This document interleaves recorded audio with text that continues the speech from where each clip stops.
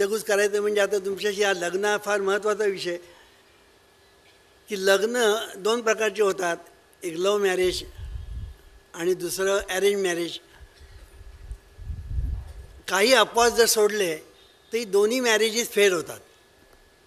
का होतात ह्याचा आपण कधीच विचार करत नाही. ह्याचं एकच कारण आहे की आपण लग्न करताना आपल्याला असं काही सांगण्यामध्ये आलेलं आहे, म्हणजे अरेंज मॅरेजबद्दल बोलतो, मग लव्ह मॅरेजेसबद्दल बोलू, असं आपल्याला सांगणं म्हणजे marriages are arrange in heaven असं म्हटलेलं आहे, म्हणजे इंग्लिश लोकांनी. आणि आपल्या मराठी लोकांनी काय सांगितलं आहे, लग्नाच्या गाठी स्वर्गात बांधलेल्या आहेत. म्हणजे आपण या कल्पनेच्या आहारी गेल्यामुळे, म्हणजे इंग्लिश लोक झाले ते त्यांच्याकडे अंधश्रद्धा नसते असं नव्हे. उलट मी तर असं म्हणेन की हिंदू लोकांमध्ये जेवढी अंधश्रद्धा आहे त्याच्यापेक्षा अधिक अंधश्रद्धा इतर धर्मामध्ये आहे, हे मी अगदी ठासून सांगेन. तर सांगायचा मुद्दा असा की त्यांच्या लोकांमध्ये सुद्धा अंधश्रद्धा आहे, आपल्या लोकांमध्ये अंधश्रद्धा आहे. आणि ह्याचा परिणाम काय, लग्न आपण उरकून टाकतो. गंमत अशी असते की घरातली माणसं कशी असतात हा एक महत्त्वाचा भाग असतो. जी मुलगी आपण ज्या घरामध्ये देतो त्या घरातली माणसं कशी असतात हा महत्त्वाचा पॉईंट असतो. आपण त्याचा कधी विचारच करत नाही. आपण फक्त त्या मुलाचा विचार करतो, मुलगा डॉक्टर आहे ना, मुलगा इंजिनियर आहे ना, मुलगा CA आहे ना, मुलगा अमुक आहे ना, तमुक आहे ना, चांगला कमावतो आहे ना, घरामध्ये चांगलं डबल आहे ना. डबल म्हटल्यानंतर मला एक आठवण झाली. एक असाच गोव्यातलाच एक माणूस मुंबईत राहणारा एकदा माझ्याकडे आला.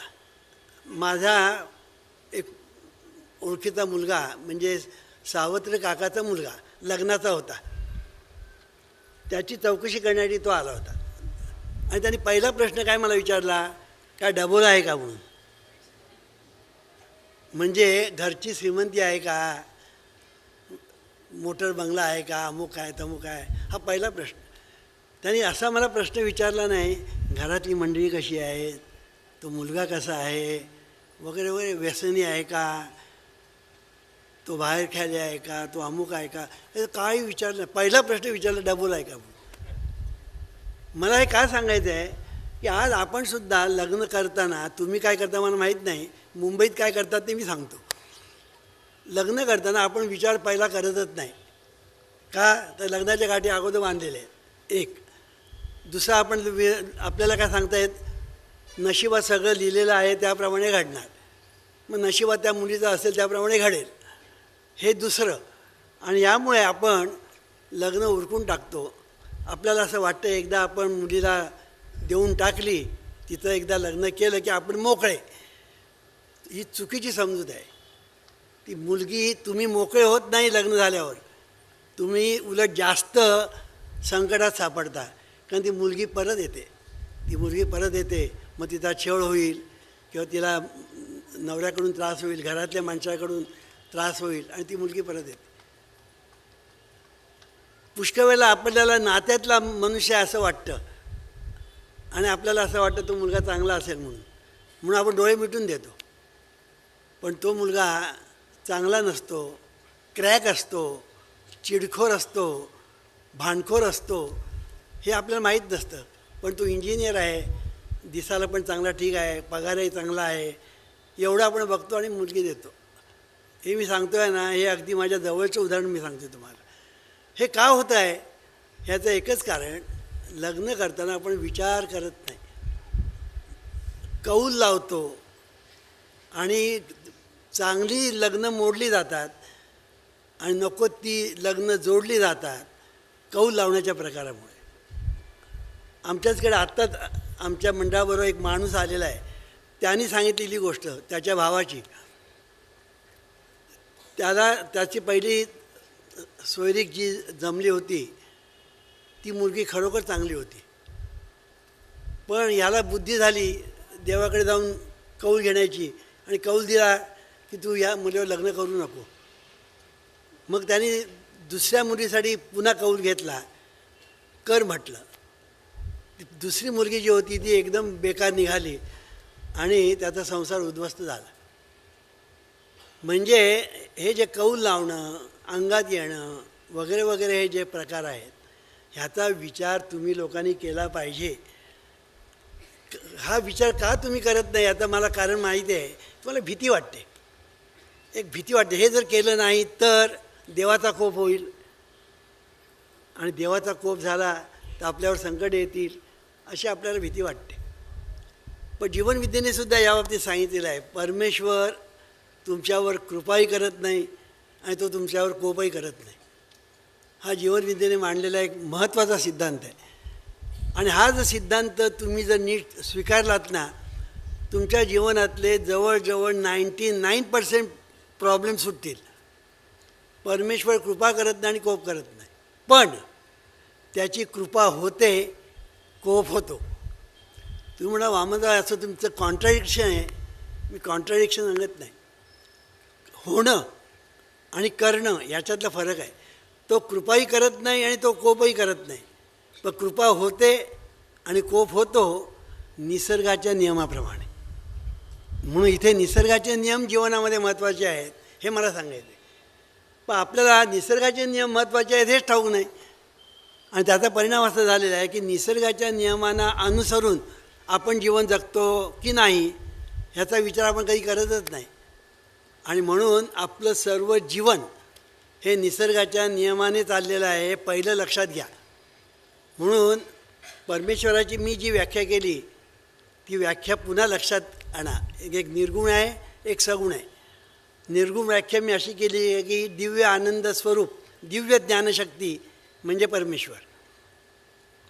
आणि सगुण साकार परमेश्वर म्हणजे निसर्ग नियमासहित स्वयंचलित, स्वयंनियंत्रित, नैसर्गिक, पद्धतशीर व्यवस्था म्हणजे परमेश्वर. ह्याचा अर्थ काय? याचा अर्थ असा की ही व्यवस्था ज्याला आपण म्हणतो, ही व्यवस्था सर्व ठिकाणी आहे. जगामध्ये सर्व ठिकाणी व्यवस्था आहे आणि सर्व निसर्गाच्या नियमाप्रमाणे चाललेलं आहे. आणि ही व्यवस्था बिघडवण्याचं काम तर माणूस करतो, हे तुम्हाला माहिती आहे. पर्यावरण वगैरे वगैरे सध्या जे काही चाललेलं आहे, पर्यावरण बिघडल्यामुळे माणसावर किती संकट आलेली आहेत की आता मुंबईचं वाळवंट होईल किंवा जगाचं वाळवंट होईल असंही सांगण्यामध्ये येतं. ह्याचं कारण ते आहे की पर्यावरण बिघडत चाललेलं आहे.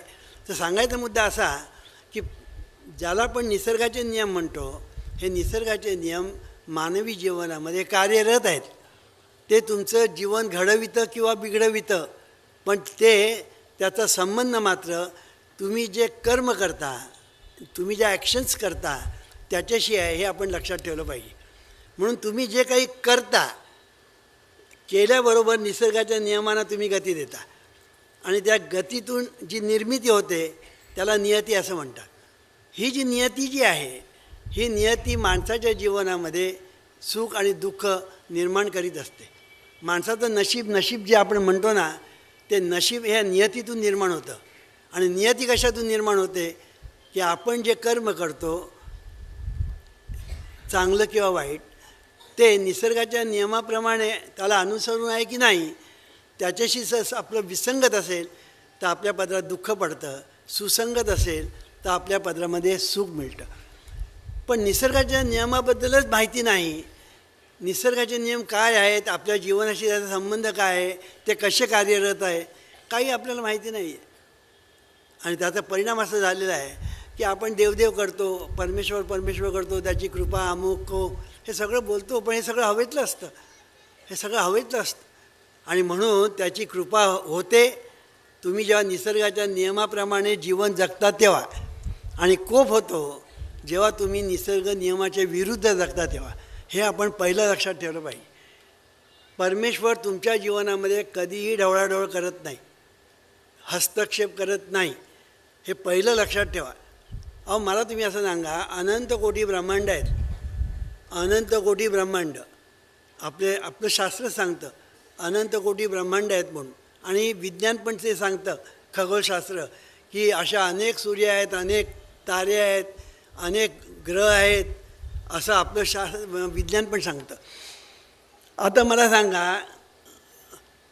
ह्या अनंत कोटी ब्रह्मांडामध्ये आपल्या पृथ्वीला किती स्थान आहे?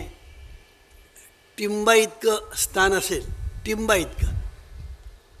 आता पृथ्वीला टिंब इतकं स्थान आहे, तर आशिया खंडाला किती स्थान असेल, हिंदुस्थानला किती स्थान असेल, तुम्हाला किती स्थान असेल, याचा जर तुम्ही विचार केलात तर तुम्ही म्हणजे माणूस हा जो प्राणी आहे तो देवाच्या खिचगंटीत पण नाही आहे. तो देवाच्या खिचगंटीत पण नाही. तुमच्या पायाखाली किती ढेकून मरतात आणि किती किडे मरतात, मुंग्या मरतात, तुम्ही कधी हिशेब केलं आहे? आणि त्याची तुम्हाला कल्पना तरी आहे? ते तुम्ही किती मारता काय तुम्हाला पत्ता नाही. आपण विठ्ठल विठ्ठल म्हणतो ना, त्याच्यात तुम्ही किती जंतू मारता. खरं सांगतो तुम्हाला, असं केलं ना विठ्ठल आत्ता किती मेले. मला काय सांगायचं आहे, त्या किड्या इतकी सुद्धा किंमत माणसाला नाही देवाच्या साम्राज्यात. कारण तो अनंत कोटी ब्रह्मांड नायक आहे. त्याच्या ह्याच्यात तुम्ही काय उपास करता, कौल लावता, त्याला काहीही पडलेलं नाही. हे लक्षात ठेवा, त्याला काही पडलेलं नाही. मग तुम्ही काय करता, निसर्गाच्या नियमाप्रमाणे तुमचं जीवन चाललेलं आहे की नाही हे तो सुद्धा पाहत नाही. त्याने निसर्गाचे नियम सोडून दिलेले आहेत. आता मी एक उदाहरण देतो. क्रिकेट, आता सध्या क्रिकेटचा जमाना आहे. कुठलाही खेळ म्हटला, उदाहरणार्थ क्रिकेट, त्याला नियम आहेत आणि त्या नियमात तुम्हाला सगळं काही करावं लागतं. सेंचुरी मारायची असेल तर नियमात, बॉलिंग करायची असेल तर नियमात, बॅटिंग करायची असेल तर नियमात, फिल्डिंग करायची असेल तर नियमात, जे काही करायचं असेल ते नियमात करायचं असतं. ते नियम मोडलेत, you are out. You are out. नियम मोडले की यू आर आऊट. तसे प्रत्येक ऑफिसमध्ये नियम आहेत. तुम्ही ऑफिसमधले नियम मोडलेत, यू आर आऊट. तसे निसर्गाचे नियम आहेत आणि हे निसर्गाचे नियम तुम्ही मोडलेत की जे होतं त्याला दुःख असं म्हणतात. आणि निसर्गाचे नियम पाळून तुम्ही जीवन जगलात की जे होतं त्याला सुख असं म्हणतात. आता हे सुख पाहिजे की दुःख पाहिजे हे तुम्ही ठरवा, कारण तूच आहेस तुझ्या जीवनाचा शिल्पकार. ईश्वरा सर्वांना चांगली बुद्धी दे, आरोग्य दे, सर्वांना सुखात आनंदात ऐश्वर्यात ठेव. सर्वांचं भलं कर, कल्याण कर, रक्षण कर आणि तुझे गोड नाम मुखात खंड राहू दे. ईश्वरा सर्वांना चांगली बुद्धी दे, आरोग्य दे, सर्वांना सुखात आनंदात ऐश्वर्या